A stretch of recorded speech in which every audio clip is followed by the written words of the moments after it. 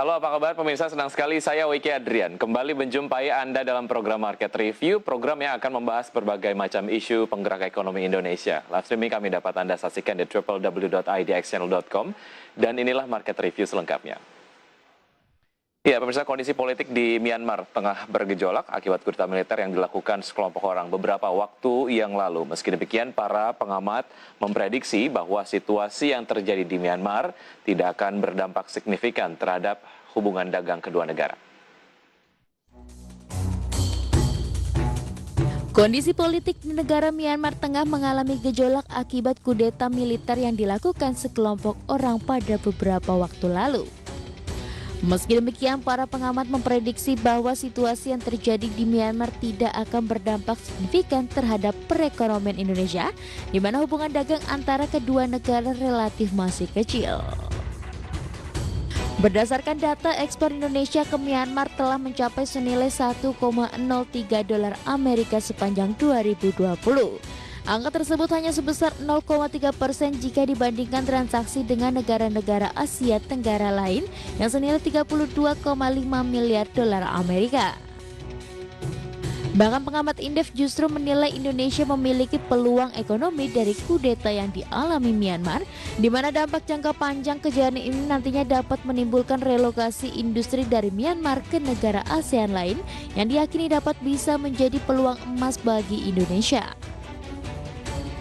Seperti diketahui, Myanmar memiliki beberapa lokasi industri penting, khususnya industri otomotif yang didominasi oleh perusahaan Jepang.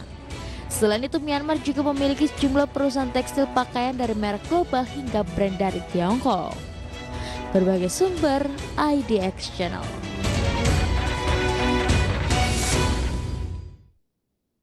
Ya, pemirsa, untuk membahas tema kita di paruh pertama di Market Review mengenai mengawal hubungan dagang dan ekonomi Indonesia dan Myanmar, sudah terhubung melalui aplikasi Zoom Duta Besar Luar Biasa Berkuasa Penuh Republik Indonesia untuk Republik Uni Myanmar, ada Bapak Iza Fadri. Selamat pagi, Pak Dubes. Selamat pagi, Pak. Apa kabar, Pak Iza? Terima kasih sudah bergabung bersama kami di Market Review. Semoga sehat selalu ya, Pak Iza. Ya, Baik, Pak Iza, sebelum kita kemudian membahas mengenai upaya apa saja yang dilakukan oleh Indonesia untuk menjaga ataupun mengawal hubungan dagang antara Indonesia dan juga Myanmar di tengah kondisi terkini di Myanmar, saya kemudian ingin mengetahui kondisi terkini ataupun perkembangan terkini mengenai kondisi di Myanmar, Pak Dubes.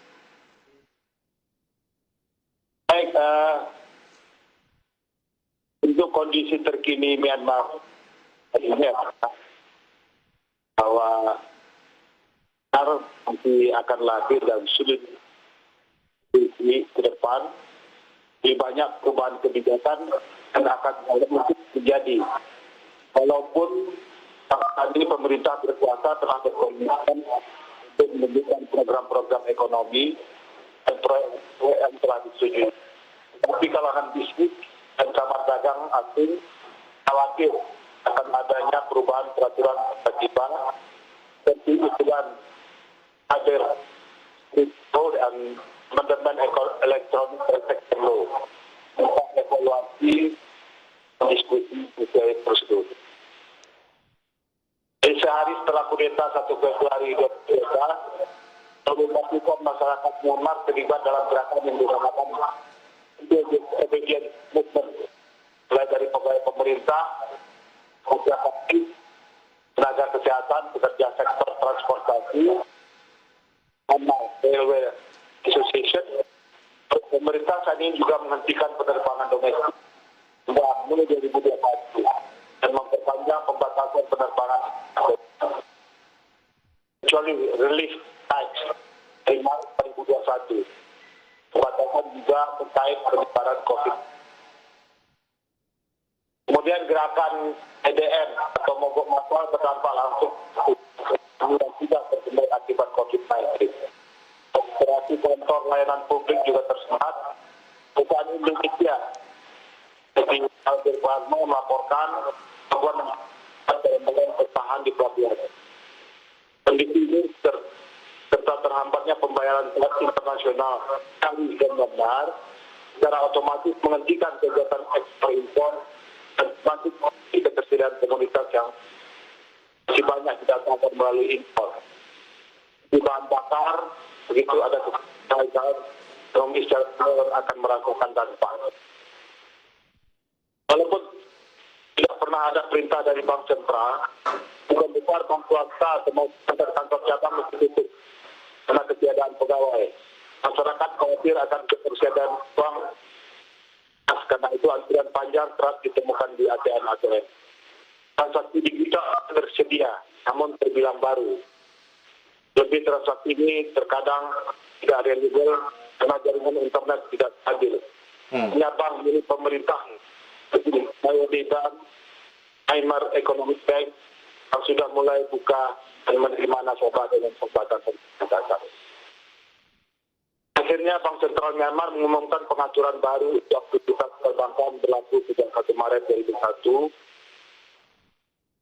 yaitu anjuran agar seluruh transaksi dilakukan via transaksi elektronik atau tidak menggunakan uang kas. Atasan pengambilan uang tunai, kemudian ketiga, apabila ada time deposit, pengambilan kas sama dengan peraturan B dan B. Pengambilan kas untuk gaji pokok swasta dan pemerintah dapat dilakukan dengan pertimbangan cairan uang tunai di uang kas bank tersebut. Pembatasan pengambilan uang tunai pada peraturan B berlaku yaitu 500.000 per hari atau sekitar 5 juta di ATM atau pos, dan 2 juta per minggu atau 20 juta untuk perorangan, dan 20 juta atau 200 juta badan usaha. Bias dalam negeri akan sangat dinamis di provinsi ke depan. Lebih banyak perubahan peraturan ke depan perlu dilakukan.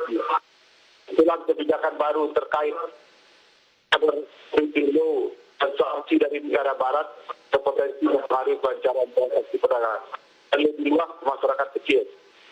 Amerika Serikat sudah menutup akses ke dana pemerintah Myanmar di Amerika Serikat sebesar $1 miliar.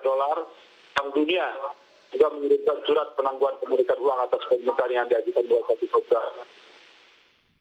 Baik. Ya, Pak Dubes, yang kemudian saya tangkap adalah walaupun kondisi audio agak sedikit terkendala begitu, namun memang terdapat banyak sekali penyesuaian yang dilakukan di keseharian di Myanmar terkait dengan dinamika di sana. Lalu bagaimana dengan kondisi teman-teman WNI di sana? Apakah terjadi pemulangan dan bagaimana sebetulnya otoritas dari Myanmar sendiri mengakomodir itu? Kita akan kemudian lanjutkan usaha jeda berikut ini, Pak Dubes, dan pemirsa tetap di Market Review saja, kami akan segera kembali.